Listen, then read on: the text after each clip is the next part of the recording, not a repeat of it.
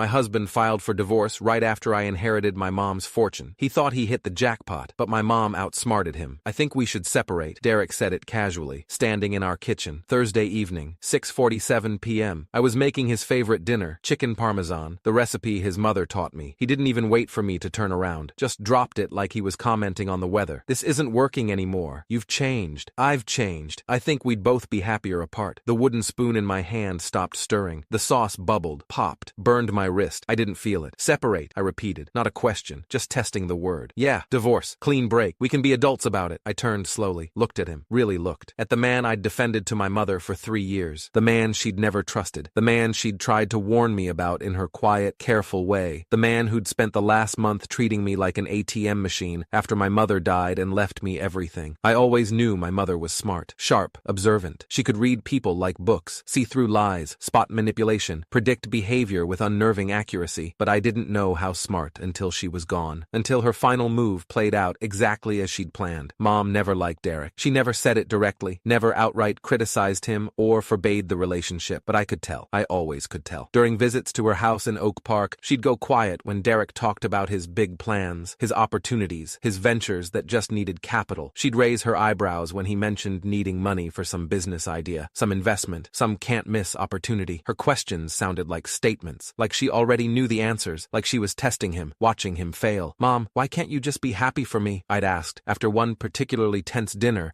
where Derek had pitched his latest money-making scheme, some cryptocurrency thing he didn't fully understand. I'm happy when you're truly happy, Rachel, she'd said, choosing her words carefully. I just want you to see the whole picture, not just the frame. He's not perfect, but he's who I chose, I'd told her. Defensive, young, stupid. She didn't argue. She just looked at me with those knowing eyes, like she could see things I couldn't, like she was watching a movie she'd already seen. I love you, sweetie, more than you know, and I'll always protect you. Always. I thought she was being overprotective, overbearing, old-fashioned. Derek wasn't rich. He worked in sales at a medical supply company, drove a 2015 Mazda with a dented bumper, lived paycheck to paycheck, always ordered the most expensive thing on the menu when someone else was paying. But he made me laugh. He remembered my birthday. He was attentive. Wasn't that enough? Wasn't that love? Now I see. Now I understand. Mom knew exactly what would happen when money came into our lives. She knew what Derek really was, and she planned for it. When Mom died suddenly from a heart attack at 64, I was devastated, destroyed, guilt-ridden. We'd argued 2 days before, about Thanksgiving. Derek wanted to go to his buddy's place in Wisconsin, some guy's hunting cabin, drinking and cards. I'd wanted to stay with Mom. She'd been alone since Dad died 5 years earlier. Derek had pressured me. It's just one Thanksgiving. She'll understand. You see her all the time. I'd chosen Derek, chosen his wants over her needs, and now I'd never have another Thanksgiving with her, never have another chance to choose right. The funeral was hard, small. Mom didn't have many friends left. Most had died or moved away. Just me, a few neighbors, some people from her book club. Derek helped with arrangements, practical things, calling the funeral home, picking flowers, but I noticed him looking at Mom's jewelry during the wake, at her furniture, at her art collection. Your mom had really good taste, he'd said, standing in her living room. This stuff is probably worth a lot. Antiques, real wood, quality. The comment felt wrong, timed wrong, but I was grieving. I let it go. 3 weeks after the funeral, 3 weeks of crying and sorting through her things and trying to figure out how to exist without her. Mom's lawyer called. Rachel, I need you to come to my office. We need to discuss your mother's estate. I met him the next morning. His office was downtown, all dark wood paneling and old law books, the kind of place that smelled like leather and old paper and money. Your mother left you everything, he said. Mr. Patterson, 60-something, reading glasses, kind eyes. He slid papers across his mahogany desk. The house, her savings, her investment accounts. It's quite substantial. I looked at the number, blinked, read it again. $580,000. This can't be right, I whispered. Mom wasn't wealthy. She worked as a school librarian. She clipped coupons. She drove the same car for 15 years. Your mother was extraordinarily frugal and disciplined, Mr. Patterson said. She saved aggressively for decades, and she inherited a significant amount from your grandmother 10 years ago. She invested wisely. She wanted you taken care of. I drove home in shock, the papers on the passenger seat like a bomb, like something dangerous, like something that would change everything. I was right. At first, Derek seemed supportive, appropriately sad, appropriately helpful. Wow, babe, he'd said when I told him about the inheritance, hugging me, holding me. Your mom was so smart, so careful. You totally deserve this. She wanted you to be secure. But within days, within hours really, he started making suggestions. Casual suggestions, excited suggestions, plans for our money. We should get you a new car, he said the next morning. Something nice, something reliable, not that 2010 Honda. You deserve better. We could rent a beach house for the whole summer, he said 2 days later. Lake Michigan, right on the water. Wouldn't that be amazing? Let's look at bigger houses, he said at dinner, with pools, in Naperville or Hinsdale, nice neighborhoods. We could finally afford it. Every suggestion had the same look in his eyes, hungry, calculating, planning. Derek, I need time to think, I told him after a week of this. I want to be smart about this money, make good decisions, honor Mom's intentions. Smart about it? His fork stopped mid-bite. This is our chance to live better, to enjoy life. Why are you hesitating? Why are you being so cautious? It's not our money. It's mine. My mother left it to me. His face changed. Something dark crossed it. Something that made my stomach hurt. Made me think of my mother's warnings. Right, yours. He set down his fork. Got it. Everything changed after that conversation. Everything. Derek stopped bringing me coffee in the morning. Stopped asking about my day. Stopped compliments. Stopped affection. Stopped everything that had made him seem like a loving husband. He slept in the guest room. Said he wanted to give me space to grieve. But I knew. I knew it was punishment. Withdrawal. Manipulation. The silence was awful. Oppressive. We'd go entire evenings without speaking. Pass each other in the hallway like strangers. He stopped doing chores. Stopped taking out trash. Stopped loading the dishwasher. Stopped pretending to be a partner. Started working late. Coming home at 9, 10, 11 p.m. Smelling like bar food and beer. Not even trying to hide it anymore. I caught him looking at divorce lawyers on his laptop. Saw the browser history before he deleted it. Mark and Associates. Illinois divorce law. Spousal rights to inheritance. He was planning, calculating, figuring out how to get the money he thought he deserved. I called my best friend Maria. He's treating me like I stole something from him. Rachel, Maria said gently, over wine at her apartment, away from Derek. Maybe he's showing you who he really is. Your mom never liked him, did she? The words hit hard, like a slap, like truth. Mom had tried to warn me, had tried to protect me, and I'd defended him, chosen him, ignored her wisdom. 1 month after we got the inheritance, 1 month of cold silence and separate bedrooms and barely contained hostility. Derek walked into the kitchen where I was cooking his favorite dinner. One last attempt, one last hope that maybe I was wrong, that maybe he'd come around, that maybe we could salvage this. I think we should separate, he said. And there it was, the moment Mom had predicted, the moment she'd prepared for. I set down my spoon, turned off the stove. Separate. Yeah, this isn't working. You've changed. I've changed. We want different things now. I've been treating you like an ATM for a month. That's not fair, he snapped. I was trying to build a better life for us, but you're too selfish, too controlling. You won't share, won't be a partner. My mother just died and all you care about is her money. Well, maybe divorce will make us both happier, he shrugged. Casual, like he was suggesting a new restaurant. We can split everything and move on. Clean break. I stared at him, at the man I'd married, the man I'd defended to my mother, the man who was exactly